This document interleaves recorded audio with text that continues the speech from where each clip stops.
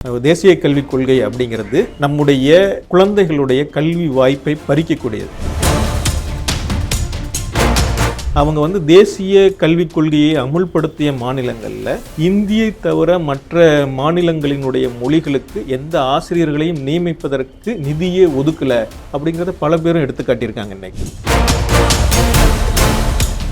இந்தி எதிர்ப்புணர்வு அப்படிங்கிறது இந்த நாட்டில் அடிப்படையில் ஒரு ஜனநாயக பிரச்சனை. காந்தியினுடைய நோக்கம் இந்துஸ்தானி கொண்டு வாங்க, அது ஒரு மக்கள் மொழியா இருக்குதுன்னு சொன்னார். ஆனால் இவங்களுடைய நோக்கம் பாரதிய ஜனதா கட்சி வைக்கக்கூடிய வாதம் ஏதோ நம்முடைய நல்லதிலிருந்து அவங்க வைக்கல, நமக்கு இன்னும் நம்ம தலையில ஒரு கூடுதலான சுமையை ஏற்றி வைக்கவும் நம் மீது ஆதிக்கம் செலுத்தவும் தான் அதை வைக்கிறாங்க. நிதியை கொடுக்காத நம் தமிழ்நாட்டிற்கு மாநிலத்திற்கு உரிய நிதியை பகிராத ஒன்றிய அரசாங்கத்தின் மீது அதிகமான அழுத்தங்கள் வரணும், மக்கள் போராட்டங்கள் அதிகமாக வரணும். இணங்கி போனால் நிதி கிடைக்கும், அதனால் நீங்கள் இணங்கி போங்க அப்படின்னு சொல்கிறது. டயலாக் தமிழ் நேயர்களுக்கு வணக்கம். இன்றைய தினம் நம்மோடு இணைந்திருப்பவர் அரசியல் விமர்சகர் திரு தமிழ் காமராசன் அவர்கள். வணக்கம் சார். வணக்கங்க. 1937 இன்னைக்கு வரைக்கும் இந்திய எதிர்ப்பு இயக்கங்கள் நடந்துக்கிட்டே இருக்குது. இந்திய எதிர்ப்பு பிரச்சாரம் இப்போவுமே இருக்கிறதுக்கு, உயிர்ப்போடு இருக்கிறதுக்கு என்ன காரணம்?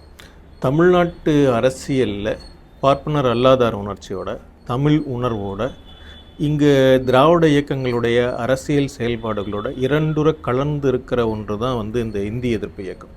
இந்தி எதிர்ப்பு அப்படிங்கிறது அவங்க ஒரு மொழியை எதிர்க்கிறதா மட்டும் புரிஞ்சுக்கிடல. இந்தி எதிர்ப்பு அப்படிங்கிறது பார்ப்பன ஆதிக்கத்தை, பார்ப்பன பனியா ஆதிக்கத்தை, வட இந்தியாவினுடைய ஆதிக்கத்தை எதிர்ப்பதாகவும் தான் அவங்க தொடர்ச்சியாக பேசினாங்க.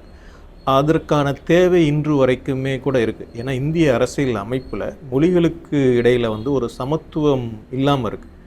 இந்திய ஒன்றியத்தினுடைய ஆட்சி மொழிகளாக இந்த அரசியலமைப்பு தொடங்கும் பொழுது ஒரே ஒரு மொழியை தான் பிரதானமான முதன்மை அலுவல் மொழியாக வச்சாங்க. அது இந்தி. 15 ஆண்டுகளுக்குள் ஆங்கிலம் நீக்கப்பட்டு முழுமையாக இந்தி வந்துடும் அப்படிங்கிற ஒரு நிலைமையில தான் இந்திய அரசியலமைப்பு 1950 தொடங்கப்பட்டுச்சு.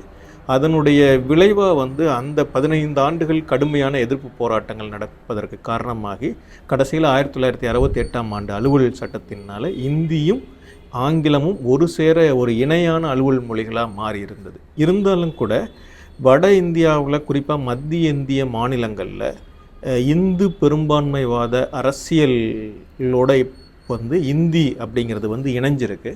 அதனுடைய விளைவாக பல நேரங்களில் திரும்ப இந்தியை நீங்கள் ஏற்றுக்கொள்ளணும், இந்தியை ஏற்றுக்கொள்பவர்கள் தான் இந்தியாவினுடைய குடிமக்களாக இருக்க முடியும், இப்படியான பேச்சுக்கள் பல நேரங்களில் மேலெழுந்து வருது.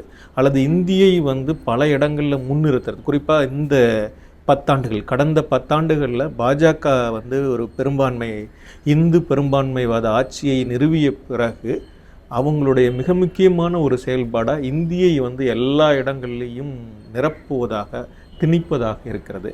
அதனுடைய ஒரு விளைவாக தான் தமிழ்நாட்டில் தொடர்ச்சியாக இந்தி எதிர்ப்பு போராட்டங்கள், இந்தியை எதிர்க்கிற உணர்ச்சி தொடர்ந்து இருக்கிறது.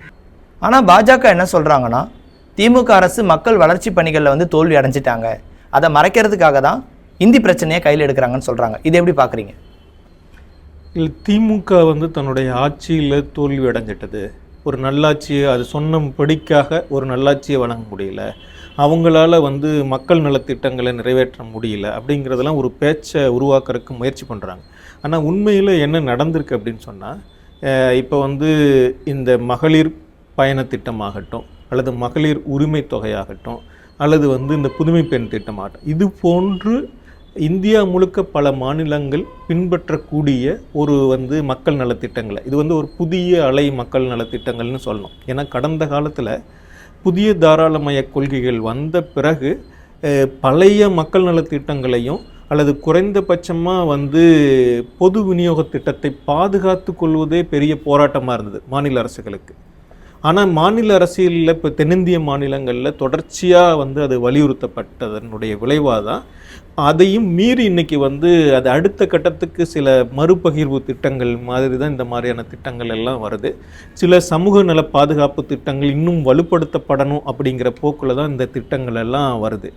அதனால் அவங்க வந்து தோல்வி அடைஞ்சிட்டாங்கன்னு சொல்கிறதுக்கு இருக்கான்னு எனக்கு தெரியல. இவங்க சொல்கிற குற்றச்சாட்டு இருக்குல்ல, அந்த குற்றச்சாட்டுக்கு எதுவும் பொருள் இருக்கான்னு தெரியல. ஏன்னா அவங்க இதே மாதிரியான திட்டங்களை இவங்க சமீபத்தில் இப்போ முடிந்த டெல்லி மாநில தேர்தலில் கூட பாஜக இதே மாதிரியான ஒரு திட்டத்தை முன்வைத்து தான் வந்து அவங்க வாக்குகளை பெற முடிஞ்சது. ஜார்க்கண்ட் மாநில தேர்தலாகட்டும் அல்லது மகாராஷ்டிரா தேர்தலாகட்டும், பெண்களுக்கு உரிமை தொகைகள் வழங்குதல் அப்படிங்கிறது ஒரு புது போக்காக மாறிக்கிட்டு இருக்கு. அவங்களுக்கு கொடுக்குற 2500 ரூபா பணம் பெரிய பணம் இல்லை, ஆனால் அந்த மாதந்தோறுமான அந்த பகிர்வு அப்படிங்கிறது அடிப்படை வாழ்வாதாரங்களை கொண்ட சில குடும்பங்களை இன்னும் வந்து அவங்களுடைய வாழ்க்கையை ஏதோ ஒரு அளவில் வந்து பாதுகாக்கிறதா மாறுது. அதுக்கு வந்து மக்கள் ஆதரவு இருக்குது அப்படிங்கிறது கண்கூடாக தெரியுது. திமுகவினுடைய அல்லது திமுக கூட்டணியினுடைய இந்த அரசியல் போக்கு இருக்குல்ல, அது இந்தியா முழுக்க வந்து கணிசமான தாக்கம் செலுத்தி இருக்கிறத பார்க்க முடியுது. அதனால் அவங்க தோல்வி அடைஞ்சிட்டாங்க, அதனால் இப்படி வந்து ஒரு இந்தி எதிர்ப்பு அரசியலை தூண்டுகிறார்கள் அப்படின்னு சொல்கிறதுக்கெல்லாம் எனக்கு ஒன்றும் தெரியல. ரெண்டாவது பிரச்சனை, இந்த இதில் இப்போ இந்த கல்வி தொகை கொடுக்கறது பற்றின இது இந்த முன்னாடி இருந்து இப்போ ஒரு ஆண்டாக இந்த பிரச்சனை நடந்துகிட்ருக்கு. 24-25ஆம் ஆண்டுக்கு அவங்க ஒதுக்கின தொகையை வந்து விடுவிக்கலை அப்படிங்கிறது தான் பிரச்சனை. அவங்க இதுக்கு முன்னாடியும் பல கடிதங்களை தொடர்ச்சியாக எழுதியிருக்காங்க. அவங்க அப்பொழுதும் பலவிதமான பதில்களை சொன்னாங்க. முதல்ல சொன்ன பதில், நீங்கள் ஏற்கனவே வந்து பிஎம்ஸ்ரீ பள்ளிகளுக்கு வந்து ஒப்புதல் இருந்தீங்க, ஒப்புதல் அளிப்பதாக உறுதியளித்திருந்ததுனால தான் உங்களுக்கு பணத்தை விடுவிச்சோம், இப்போ ஏன் ஒப்புதல் அளிக்க மாட்டேங்க? ஆனால் அவங்க வந்து அப்படி கடிதம் அளிக்கலை அப்படிங்கிறத தெளிவாக தான் எடுத்து சொல்கிறாங்க. ரெண்டாவது பிரச்சனை வந்து இப்போ திடீர்னு அமைச்சர் பணத்தை நிப்பாட்டினதுக்கு ஒரு காரணத்தை ஒன்றிய அமைச்சர் தான் வந்து சொல்கிறார். அதுக்கு முன்னாடி 2 சம்பவங்கள் நடந்தது. ஒன்று, பியூஷ் கோயல் அவர்களுடைய வரி எங்களுக்குரிய பங்கை கொடுங்க அப்படின்னு சொன்னபோது எதுக்கு எடுத்தாலும் நிதி கேட்டுட்டு இருக்காங்க, அது உரிமை இதெல்லாம் அற்பத்தனம் அப்படின்னு சொன்னார். அதுக்கப்புறம் வந்து நிர்மலா சீதாராமன் வந்து இங்கே தமிழ்நாட்டிலேருந்து போயிருந்த நாடாளுமன்ற உறுப்பினர்கள் எழுப்பக்கூடிய எல்லா கேள்விகளுக்கும் அவங்களுடைய வந்து திமிரான உடல் மொழியும் அவங்களுடைய பேச்சு மொழியும் வந்து அருவருக்கத்தக்கதாக இருந்தது. கடைசியாக திருச்சி சிவா அவர்கள் வந்து மெட்ரோ திட்டம் பற்றி, கோவை மதுரை மெட்ரோ திட்டம் பற்றி அவர் எழுப்பின கேள்விக்கும் ரொம்ப வந்து அநாகரிகமாக தான் அவங்க பதில் சொல்லியிருந்தாங்க. அதுக்கப்புறம் தான் தர்மேந்திர பிரதான் கிட்ட இப்படியான ஒரு பிரச்சனை, இதுக்கும் ஒரு திரும்ப நினைவூட்டி கடிதம் எழுதியிருந்தாங்க. அந்த கடிதத்துக்கு உங்களுடைய பதில் என்ன அப்படின்னு கேட்கும் பொழுது தான் அவர் சொன்ன பதில் வந்து, நீங்கள் வந்து மும்மொழி திட்ட கொள்கையை ஏற்றுக்கொள்ளணும், தேசிய கல்விக் கொள்கையை நீங்கள் ஏற்றுக்கொள்ளணும், ஏற்றுக்கொண்டால்தான் உங்களுக்கு நிதியை விடுவிப்போம் அப்படின்னு பதில் சொன்னது ஒன்றிய கல்வி அமைச்சர் தர்மேந்திர பிரதான் அவர்கள் தான். அதனால் அதுக்கு வந்து இவங்க எப்படி பொறுப்பாக முடியும்னு தெரில. இது தர்மேந்திர பிரதான் அவர்களுடைய இந்த பேச்சு தான் எதிர்ப்பு உணர்வை, இந்திய ஏன் நாங்கள் ஏற்றுக்கிடணும் 3 மொழியா அப்படின்னு எதிர்ப்பு உணர்வை தோற்றுவித்தது. இப்போ வந்து இவங்க இந்தி மொழி இல்லை, நாங்கள் இந்தி மொழியை சொல்ல 3 மொழின்னு தான் சொல்கிறோமே ஒழிய இந்தி மொழியை சொல்லலைன்னு தெற்கு இருக்கிறவங்க தான் விளக்கம் சொல்லிக்கிட்டு இருக்காங்க. தெற்கில் பாஜக ஆதரவாளர்களாக இருக்கிறவங்க தான் இல்லைங்க 3வது மொழினா பக்கத்தில் இருக்கிற மொழி, அந்த மொழி இந்த மொழி, கன்னடம் மலையாளம், இப்படி எல்லா விதமான இதையும் பதிலையும் சொல்கிறதுக்கு முயற்சி பண்ணுறாங்க. ஆனால் அவங்க வந்து தேசிய கல்விக் கொள்கையை அமுல்படுத்திய மாநிலங்களில் இந்தியை தவிர மற்ற மாநிலங்களினுடைய மொழிகளுக்கு எந்த ஆசிரியர்களையும் நியமிப்பதற்கு நிதியே ஒதுக்கலை அப்படிங்கிறத பல பேரும் எடுத்து காட்டியிருக்காங்க இன்னைக்கு. அப்போ இந்தியை தவிர நீங்கள் எந்த 3வது மொழியாவது ஒரு மொழியை படித்து கொள்ளுங்கள், அதுதான் எங்களுடைய நோக்கம்னு சொல்கிறது இருக்குல்ல, அது வந்து அர்த்தமற்ற பேச்சாக இருக்குது. மேலும் ஒரு பிரச்சனை, தமிழ்நாட்டில் வந்து ரொம்ப மிக முக்கியமான ஒரு கொள்கை முடிவு 1967ஆம் ஆண்டு திமுக ஆட்சிக்கு வந்த பிறகு அதற்கு முன்னாடி நடந்த இந்தி எதிர்ப்பு போராட்டங்களுடைய ஒரு விளைவாக மாநிலத்தினுடைய கொள்கை இருமொழி கொள்கை அப்படின்னு அவங்க தீர்மானிச்சிருக்காங்க. அது மாநில சட்டமன்றம் இயற்றின ஒரு சட்டம் தான். மாநில சட்டமன்றம் இயற்றின சட்டத்தை விட மத்திய அரசாங்கத்தினுடைய கொள்கை முடிவு பெரிதல்ல. ஏன்னா இப்போ பாராளுமன்றத்திலையும் மாநிலங்கள் மத்திய ஆட்சி மொழிகள் ஏதாவது ஒன்றை வைத்துக்கொள்ளணும், இன்னொன்று அவங்க எந்த மொழியை வேணாலும் அவங்க மாநில மொழியை ஆட்சி மொழியாக மாற்றிக்கொள்ள முடியும் அப்படிங்கிற வாய்ப்பு மாநிலங்களுக்கு இருக்குது. இது கண் முன்னாடி இருக்கிற பிரச்சனை. இது இருக்கும் பொழுது இல்லை இதெல்லாம் கடந்து போயிட்டு இல்லை திமுக வந்து தோல்வி அடைஞ்சிட்டாங்க, இல்லை ஏமாற்றுவதற்காக மடை மாற்றுவதற்காக இதை பேசுகிறாங்க அப்படின்னு சொல்கிறதுல எதுவும் அர்த்தம் இருப்பது போல் தோணலை. ஆனால் இந்தியாவில் இருக்க பெரும்பான்மையான மாநிலங்கள் இந்த மும்மொழி கொள்கையை ஏற்றுக்கிறாங்க. அப்படி இருக்கும்பொழுது தமிழ்நாடு மட்டும் ஏன் எப்போவுமே இதை ஏற்றுக்காம மறுக்கிறாங்க? பெரும்பான்மையான மாநிலங்கள் ஏற்றுக்கொள்கிறார்கள் அப்படின்னு நினைக்கிறோம்ல, அது வந்து ஒரு போலியான எண்ணம் அப்படின்னு எனக்கு தோணுது. முதல்ல தென்னிந்தியாவில் 3 மொழிகளில் அவ்வளவு தீவிரமாக பள்ளிக்கல்வியில் பின்பற்ற மாநிலங்கள் எல்லா மாநிலங்களுமே அப்படி பின்பற்றலை. கேரளாவில் ஆப்ஷனலாக இருக்குது, கர்நாடகாவில் ஒரு ஆப்ஷனலாக இருக்குது, தெலுங்கானா ஆந்திராவில் எப்படி இருக்குன்னு எனக்கு தெரியல. வடகிழக்கு மாநிலங்களில் அவங்க எல்லாருமே பெரும்பாலான பேர் இருமொழி கொள்கையை தான் பின்பற்றுறாங்க. ஆங்கிலம் ஒரு பிரதானமான மொழி, அவங்க மாநில மொழிகளை தான் பின்பற்றுறாங்க. அதே போல தான் மேற்கு மாநிலங்கள்லேயும் இந்திக்கு எதிர்ப்பான மனநிலை, இப்போ காஷ்மீரில் மற்ற இடங்கள்லாம் இந்திக்கு எதிரான, பஞ்சாப்லேயும் காஷ்மீர்லேயும் இந்திக்கு எதிரான மனநிலை கடுமையாக இருக்கிறத பார்க்க முடியுது. அவங்களுக்கும் நமக்கு இருக்கிற மாதிரி ஒரு முன்கூட்டிய தொடர்ச்சி இருக்குது. இப்போ காஷ்மீர் பஞ்சாப்புக்கும் வடகிழக்கு மாநிலங்களுக்கும் இந்தியை எதிர்த்து போராடிய ஒரு மிகப்பெரிய வரலாறு அவங்களுக்கும் தான் இருக்க செய்யுது. அதனால் பெரும்பான்மையான மாநிலங்கள் இந்தியை ஏற்றுக்கொண்டு விட்டார்கள் அல்லது மும்மொழி கொள்கையை ஏற்றுக்கொண்டு விட்டார்கள் அப்படின்னு சொல்கிறது இருக்கு இல்லையா, அது ஒரு ஏமாற்று.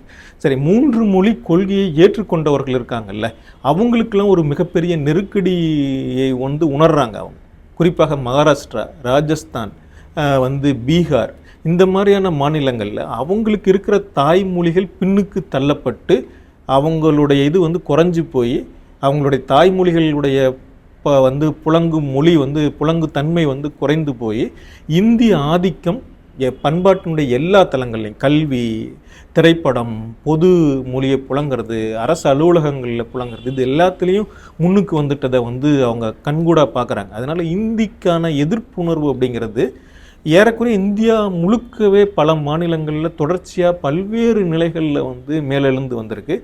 இந்தி எதிர்ப்புணர்வு அப்படிங்கிறது இந்த நாட்டில் அடிப்படையில் ஒரு ஜனநாயக பிரச்சனை, ஜனநாயக உணர்ச்சியின் காரணமாக தான் இந்திய எதிர்த்து எல்லா மாநிலங்களும் வந்திருக்கு.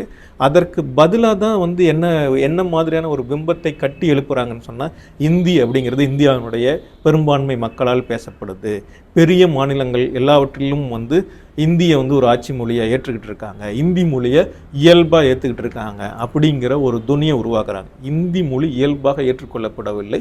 இந்தி மொழி என்பது இங்கே நடந்த இந்து பெரும்பான்மைவாத இயக்கத்தினுடைய ஒரு உப விளைவு. இந்து முஸ்லீம் பிளவுவாத அரசியலுடைய மிக முக்கியமான கருவியாக இந்தி என்கிற ஒரு செயற்கையான மொழி உருவாக்கப்பட்டது. இதை நான் சொல்லலை, பிரேம்சந்த் அவர்களுடைய மகன் அமிர்த் ராய் அவர்கள் ஒரு புத்தகம் எழுதியிருக்காங்க, டிவைடு ஹவுஸ் அப்படின்னு சொல்லிட்டு, பிளவுபடுத்தப்பட்ட இல்லம் அப்படின்னு சொல்லிட்டு. உருது மொழியிலிருந்து, இந்துஸ்தானி மொழியிலிருந்து இந்தி என்பது எவ்வாறு உருவாக்கப்பட்டது? உருதும் இந்துஸ்தானியும் ஒரே மொழி தான், 2 வேறுபட்ட எழுத்து ஸ்கிரிப்டில் எழுதப்படக்கூடிய எழுத்து வடிவங்களில் எழுதப்படுகிற ஒரே மொழி தான். அந்த மொழியை எப்படி பார்ப்பனமயமாக்கி பனியாமயமாக்கி ஒரு இந்தியாக மாற்றி இந்து பெரும்பான்மைவாத இந்துத்துவவாத அரசியலினுடைய விளைவாக ஒரு மொழியாக மாற்றி அதை இந்திய அரசாங்கத்துடைய ஒரு செயற்கை மொழியாக உருவாக்கினார்கள், பண்டிட்களுடைய ஒரு மொழியாக உருவாக்கினார்கள் அப்படின்னு அவங்க எழுதியிருக்காங்க. யார்? பிரேம்சந்த். இன்றைய இந்தி மொழியினுடைய மிகப்பெரிய இலக்கிய பிதாமகராக கொண்டாடப்படுகின்ற அவருடைய மகன் தான் அந்த புத்தகத்தில் எழுதியிருக்கார். அவருடைய பேரனும் கூட அலோக் ராய் அவர்கள் இந்தியன் நேஷனலிசம் அப்படின்னு ஒரு ஃபேம்லெட்டை அந்த புத்தகத்துடைய தொடர்ச்சியாக அவங்க எழுதியிருக்காங்க. மற்ற ஆய்வாளர்களும் நிறைய பேர் எழுதியிருக்காங்க.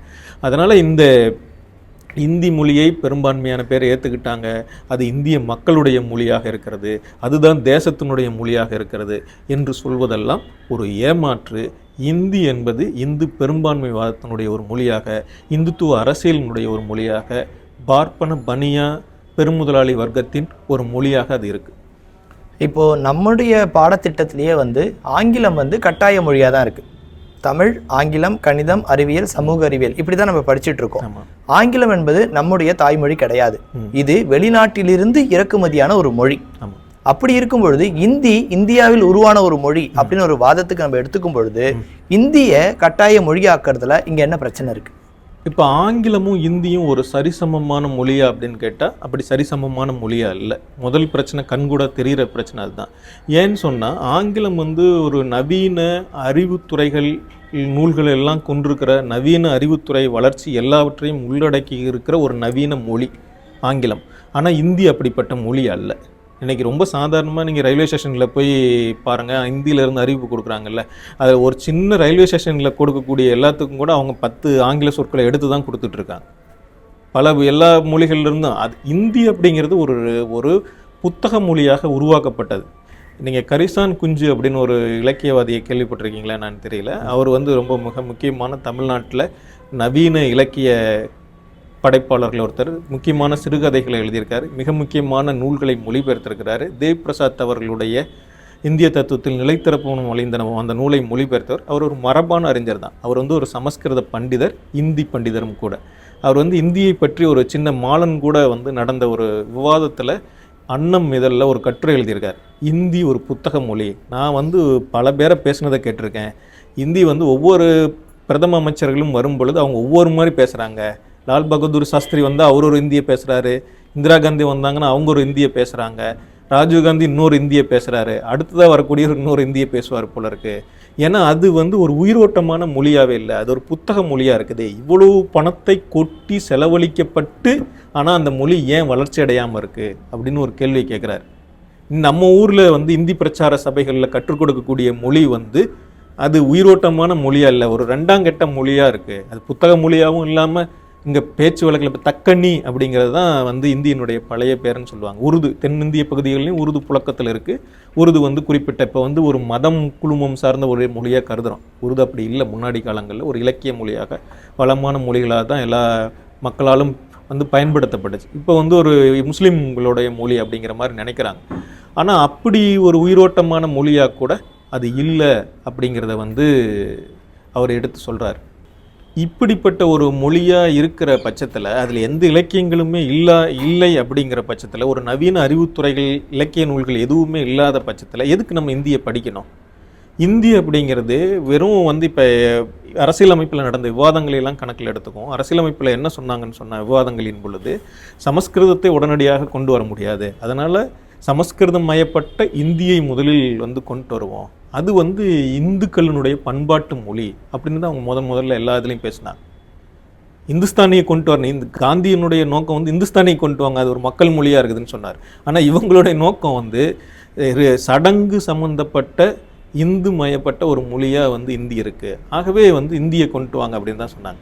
நமக்கு வந்து ஒரு நவீன உலகத்தோடு நவீன அறிவுத்துறைகளோடு ஒரு பரிச்சயம் வேணும் குழந்தைகளுக்கு அப்படிங்கிறதுக்காக தான் நமக்கு அது ஏற்கனவே ஒரு 200 ஆண்டு காலமாக நம்ம நாட்டினுடைய ஏதோ ஒரு வகையில் காலனி ஆட்சியினுடைய விளைவாக அந்த மொழி புழக்கத்தில் இருக்கிறதுனால அது மட்டும் இல்லாமல் நமக்கு எல்லாம் இந்தியா முழுமைக்கும் உலகம் முழுமைக்கும் ஒரு தொடர்பு மொழியாக அதை நம்மளால் பயன்படுத்திக்க முடியும் அப்படிங்கிறதுனால ஆங்கிலத்தை வந்து ஒரு பாடமொழியாக பயிற்றுவிக்கிறாங்க.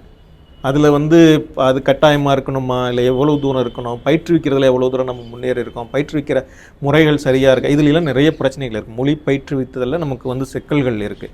ஆனாலும் ஆங்கிலத்தை ஒரு அயல் மொழியை கற்றுக்கொள்வது அப்படிங்கிற போது ஆங்கிலத்தை தேர்ந்தெடுப்பதும் அதை கற்றுக் கொடுப்பதற்கு நமக்கு பரவலான வசதி இருக்கணும்ல. இப்போ ஒன்றும் இல்லை, தமிழ்நாட்டில் 8 கோடி பேர் இருக்காங்க, இவங்கள ஒரு கணிசமான குழந்தைகள் இருக்காங்க. ஒரு இப்போ அன்னைக்கு ஒரு 50 லட்சம் குழந்தைகளுக்கு பள்ளிக்கல்வி கொடுக்குறோம்னா 50 லட்சம் குழந்தைகளுக்கு நீங்கள் இன்னொரு மொழியை கற்றுக் கொடுக்கறதுக்கு ஒரு ஆசிரியர்கள் வேணும் இல்லையா, மனித வளம் வேணும் இல்லை. இதெல்லாத்தையும் கணக்கில் எடுத்துக்கிட்டு தான் நமக்கு எது சாத்தியமானதோ ஒரு வளர்ச்சியடைந்த ஒரு அந்நிய மொழியை பள்ளிகளில் பயிற்றுவிக்கிறதுக்கான இந்த ஏற்பாடுகளை மேற்கொண்டிருக்கிறோம். இது தவிர வேறு காரணங்கள் எதுவும் எனக்கு இருக்கிற மாதிரி தெரியல.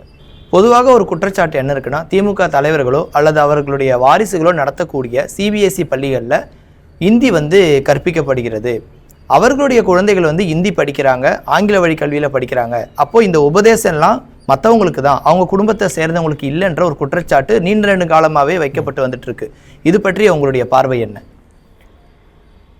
இப்போ வந்து திமுக காரங்க, இப்போ திமுக தலைவர்களுக்காக தான் இந்த முடிவுகள் எடுத்தாங்களா?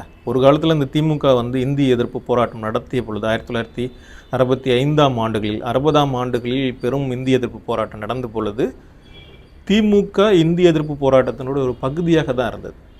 மாணவர் இயக்கங்கள் அதற்கு வெளியிலும் இருந்தது. மாணவர் இயக்கங்கள் தான் 1965ஆம் ஆண்டு இந்திய எதிர்ப்பு போராட்டத்தினுடைய மிகப்பெரிய முன்னணி பகுதியினராக செயல்பட்டாங்க. திமுகவும் அதில் பங்கேற்றது, மற்ற கட்சிகளும் அதில் பங்கேற்றாங்க. அன்னைக்கு வந்து சிபிஎம் கூட பங்கேற்றாங்க. அன்னைக்கு வந்து சுந்தரையா அவர்கள் அந்த இயக்கத்தை வந்து வரவேற்று தான் எழுதினார். அது வந்து ஒரு ஜனநாயக இயக்கம். மற்ற தோழர்களுக்கு ஒரு தயக்கம் இருந்த பொழுது கூட தோழர் சுந்தரையா அவர்கள் அந்த இயக்கத்தை வரவேற்று தான் எழுதினாங்க. ஏன்னா அது ஒரு ஜனநாயக இயக்கம், இந்தி ஆதிக்கத்தை எதிர்ப்பது அவசியமானதுன்னு தான் அவங்க கருதினாங்க. அப்போ வந்து எதனால் வந்து இந்தியை எதிர்த்தாங்க? இந்தி தங்கள் கட்டாயமாக ஒரு மொழியை நீங்கள் படித்து தான் ஆகணும். எங்களுக்கு இப்போ ஏற்கனவே நீங்கள் ஒரு சிலருக்கு மட்டும் ஃபேவரபுளாக இருக்கக்கூடிய, சாதகமாக இருக்கக்கூடிய ஒரு மொழியை நீங்கள் என் மேலே எதுக்கு திணிக்கிறீங்க? எல்லாத்துக்கும் வந்து கொஞ்சம் விலகி இருக்கக்கூடிய ஒரு மொழியை வந்து பொது மொழியாக வைத்துக்கொள்ளலாம், ஆங்கிலத்தை வைத்துக்கொள்ளலாமே அப்படின்னு கேட்டாங்க. அதுக்கு ஒத்துக்கல. சரி, ஆங்கிலமும் இருக்கட்டும் அப்படின்னு சொன்னாங்க. ஆங்கிலம் இருக்கிறது, இப்போது வரைக்கும் இருக்குது. அதனுடைய காரணத்தினுடைய தொடர் ஆங்கிலத்தை நீக்குவதற்கு எதிராக தானே அவங்க போராடினாங்க. இந்தி நெவர், இங்கிலீஷ் எவர்னு தான் அந்த இயக்கத்துடைய முழக்கமே. அதனுடைய அர்த்தம் என்னதுன்னு சொன்னால், யூனியனுடைய ஆட்சி மொழியாக ஆங்கிலமும் தொடரணும், நாங்கள் ஆங்கிலத்தை கற்றுக்கொள்வோம், ஒரு தொடர்பு மொழிக்கு நீங்கள் கற்றுக்கணும்னு சொல்கிறீங்களே, அதனால் நாங்கள் ஆங்கிலத்தை கற்றுக்கொள்கிறோம் அப்படின்னு சொன்னாங்க. சரிங்களா? இப்போ திரும்ப வந்து நீங்கள் மும்மொழி அப்படின்னு சொல்லி இந்தியை திணிக்கிறீங்க. அதுக்கு நிறைய காரணங்கள் சொல்கிறீங்க, இதெல்லாம் சொல்கிறீங்க. இல்லை அவங்க பணக்கார வீட்டு பசங்கள்லாம் 3 மொழியை படிக்கிறாங்க, நீங்கள் ஏன் 3 மொழி, உங்களுக்கு வந்து அந்த வாய்ப்பை மறுக்கிறாங்க அப்படி இப்படிலாம் சொல்கிறாங்க. நமக்கு தெரியலையா நம்ம ஆங்கிலம் படிக்கிறக்கே நம்ம எவ்வளோ கஷ்டப்படுறோன்ட்டு? இதுக்கு இன்னொரு மொழி எதுக்கு கூடுதலாக படிக்கணும்? நம்ம யோசனைகள்லேருந்து, நம்முடைய அடிப்படை நலன்கள்லேருந்தே யோசிப்போமே. திமுக பெரிய மனிதர்கள் விட்டு பணக்கார விட்டு பிள்ளைகள் படிச்சுட்டு போகட்டும், அதனால் இப்போ நமக்கு என்ன நட்டம்? அவன் படிச்சுட்டு போய் இப்போ என்ன வடநாட்டிலேயே உட்காந்துருக்க போகிறான்? இல்லை படித்து திமுக வீட்டில் ஹிந்தி படிச்சுட்டு இப்போ பணக்கார வீட்டு பிள்ளைகளாக இருந்து எத்தனை பேர் போய் அங்கே என்ன பண்ணிக்கிட்டு இருக்கான்? சென்ட்ரல் கவர்மெண்ட்டில் போய் ஏதாவது பெரிய உத்தியோகத்தில் இருக்கிறானா, இல்லை வேறு என்ன பண்ணிகிட்டு இருக்காங்க அரசியல் வீட்டு குடும்பங்கள்லேருந்து? இதெல்லாம் சும்மா பேச்சுக்காக சொல்கிறதுங்க. சிபிஎஸ்சி பள்ளிகளில் இருக்கா அப்படின்னு கேட்டால் இருக்குது. சிபிஎஸ்சி பாடத்திட்டங்களில் பின்பற்றக்கூடிய இதில் ஒரு ஆப்ஷனலாக வந்து இன்னொரு 3வது மொழியை படிக்கக்கூடிய ஒரு போக்கு இருக்குது. சரிங்களா? 3வது மொழி அவங்க எதுக்கு படிக்கிறாங்கன்னா, நீங்கள் அந்த எந்த மொழி எடுத்து படித்தாலும் சரி, 3வது மொழி அதுக்கு முழு மதிப்பெண்கள் கொடுக்குறாங்க.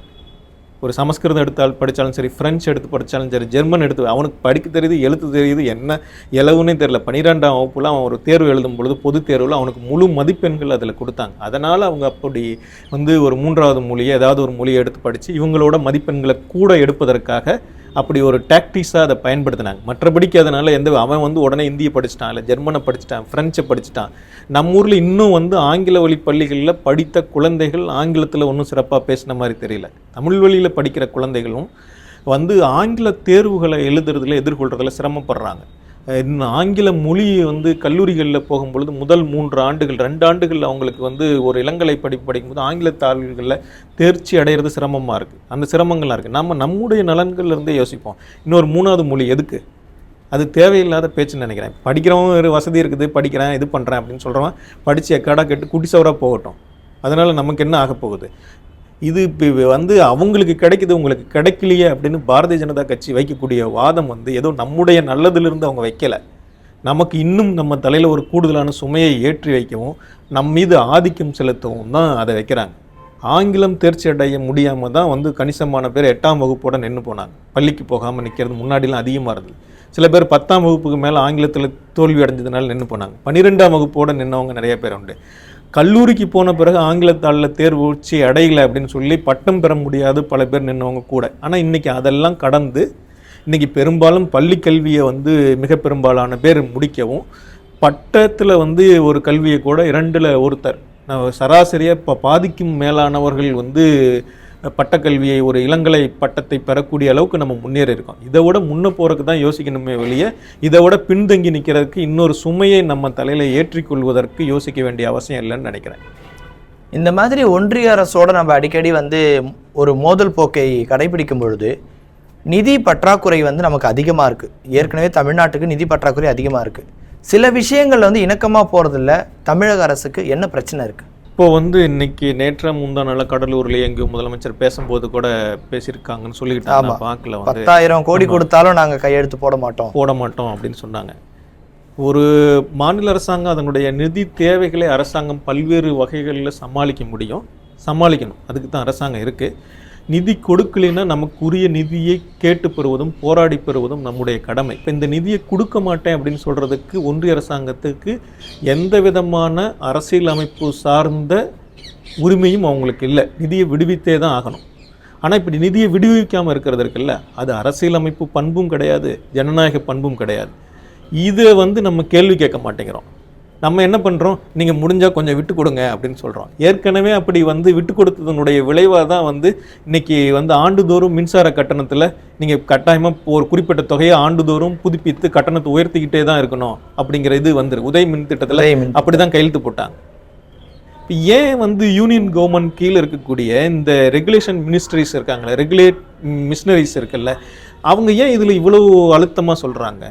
அவங்க வந்து இந்த புதிய தாராளமய கொள்கைகள், உலகமயமாக்கலுடைய கொள்கையை எல்லாம் சந்தை தான் தீர்மானிக்கணும். இவங்க ஏற்கனவே முதலாளிகிட்ட இருந்து தான் வந்து மின்சாரத்தையோ மற்றதையோ வாங்கிட்டு இருக்காங்க. அவருக்கு ஆண்டுதோறும் கட்டணம் உயரணும் அப்படிங்கிறதுக்காக நம்ம தலையில் திரும்ப திரும்ப திரும்ப அந்த கட்டணத்தை உயர்த்துறாங்க. பெரிய வந்து பன்னாட்டு நிறுவனங்களுக்கு எவ்வளோ பெரிய சலுகைகளை அளிக்கிறாங்க. இப்போ சாம்சங் நிறுவனம் இருந்தது, சாம்சங் நிறுவனத்துக்கு எவ்வளோ பெரிய சலுகைகளை அளித்து வந்து அவனை கூட்டிகிட்டு வந்து ஒரு 2000 பேருக்கு தானே வேலை கொடுக்குறான். ஆனால் இவங்க செலவு பண்ணுற பணத்தை வச்சு பார்த்தா வந்து அவங்க 10,000 பேருக்கு மேலே நம்மளே வேலை வாய்ப்பை உருவாக்க முடிகிற அளவுக்கு ஒரு பணத்தை செலவு பண்ணி ஒரு பன்னாட்டு நிறுவனத்துக்கு, ஒரு கார்ப்பரேட் நிறுவனத்தை கூட்டிகிட்டு வந்து ஏதோ வேலை வாய்ப்பு கொடுக்குறதா இது பண்ணுறதெல்லாம் சொல்லிட்டு இருக்காங்க. இதையெல்லாம் நம்ம கேள்வியே கேட்கறதில்ல, இதை பற்றிலாம் நம்ம சிந்திக்கிறது இல்லை. ஆனால் வந்து ஏன் கொஞ்சம் ஒத்துப்போங்க, இதெல்லாம் அடிப்படையான பிரச்சனைகள். தேசிய கல்விக் கொள்கை அப்படிங்கிறது நம்முடைய குழந்தைகளுடைய கல்வி வாய்ப்பை பறிக்கக்கூடியது. இந்த மாதிரியான திட்டங்களில் கையெழுத்து போடாமல் இருக்கணும். அதுக்காக தான் நம்ம குரல் கொடுக்கணும். பணம் மற்றது மக்கள் நல திட்டங்களுக்கு வந்து ஒரு அரசாங்கம் பணத்தை செலவு பண்ண முடியல, இல்லை அதுக்கு தேவையான நிதிகள் இருக்குது, அதுக்கான நிதிகளை உருவாக்கணும். நிதியை கொடுக்காத தமிழ்நாட்டிற்கு மாநிலத்திற்கு உரிய நிதியை பகிராத ஒன்றிய அரசாங்கத்தின் மீது அதிகமான அழுத்தங்கள் வரணும். மக்கள் போராட்டங்கள் அதிகமாக வரணும். நம்மளை விட வந்து பல மடங்கு அரசியல் பிரதிநிதித்துவம் குறைந்த மாநிலங்கள் தான் வடகிழக்கு மாநிலங்கள். நீங்கள் பல நேரங்களில் அவங்கள கூட முன் உதாரணமாக எடுத்துங்க. ஆனால் அவங்க பல நேரங்களில் கடுமையாக போராடி தான் அத்தகைய உரிமைகளை பெற்றிருக்கிறாங்க. டெல்லி போன்ற ஒரு மாநில அந்தஸ்து கூட இல்லாத ஒரு மாநிலமாக தான் அது இருக்குது. அவங்களும் கூட மக்கள் போராடி தான் அந்த உரிமைகளை பெற முடிஞ்சது. மக்கள் போராட்டங்கள் இந்த பிரச்சனைகளை இறுதியாக தீர்வு காண முடியவில்லையே. நம்முடைய நலன்களுக்கு விரோதமாக, மாநிலத்தினுடைய பெரும்பான்மையான மக்களுடைய நலன்களுக்கு விரோதமாக அவங்களுடைய வாழ்க்கையை பாதிக்கும்படியான கொள்கை முடிவுகளுக்கு இணங்கி போனால் நிதி கிடைக்கும், அதனால் நீங்கள் இணங்கி போங்க அப்படின்னு சொல்கிறது அது கடைசியில் நம்ம தலையிலேயே வந்து மண்ணவாரி போட்டுக்கிற மாதிரியான ஒரு விஷயம். நம்ம வந்து மக்கள் அப்படிங்கிறவங்க அதுக்கு எதிராக தான். எந்த கட்சியாவது இணங்கி போனாங்கன்னா கூட நீங்கள் அப்படி இணங்கி போகாதீங்க. நிதி எல்லாம் மிக முக்கியமான விஷயம், மக்களுடைய நலன் தான் மிக முக்கியமான விஷயம் அப்படிங்கிறத எடுத்து சொல்லணும்.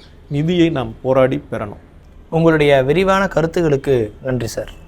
நன்றி, வணக்கம்.